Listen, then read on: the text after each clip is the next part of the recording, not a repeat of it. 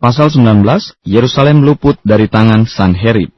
Lalu Yesaya bin Amos menyuruh orang kepada Hizkia mengatakan, "Beginilah firman Tuhan Allah Israel, apa yang telah kau doakan kepadaku mengenai Sanherib, Raja Asyur, telah kudengar. Inilah firman yang telah diucapkan Tuhan mengenai dia. Anak darah yaitu putri Sion telah menghina engkau, telah mengolok-olokkan engkau. Dan putri Yerusalem telah geleng-geleng kepala di belakangmu. Siapakah yang engkau cela dan engkau hujat? Terhadap siapakah engkau menyaringkan suaramu dan memandang dengan sombong? Terhadap yang Maha Kudus Allah Israel. Dengan perantaraan utusan-utusanmu engkau telah mencela Tuhan dan engkau telah berkata, dengan banyaknya keretaku aku naik ke tempat-tempat tinggi di pegunungan, ke tempat yang paling jauh di gunung Libanon. Aku telah menebang pohon-pohon arasnya yang tinggi besar, pohon-pohon sanobarnya yang terpilih.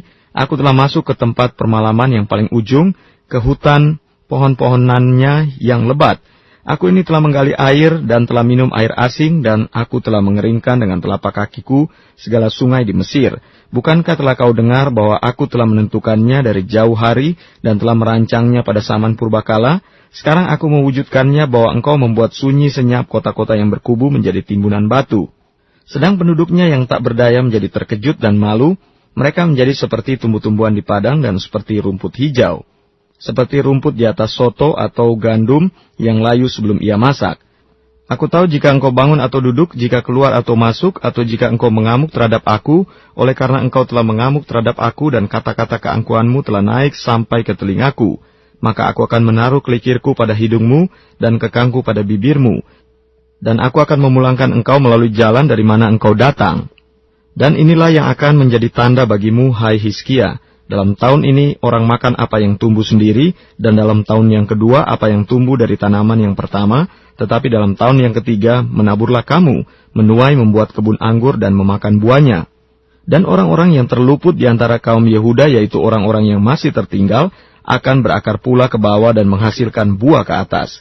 Sebab dari Yerusalem akan keluar orang-orang yang tertinggal, dan dari Gunung Sion, orang-orang yang terluput giat cemburu Tuhan semesta alam, akan melakukan hal ini. Sebab itu beginilah firman Tuhan mengenai Raja Asyur.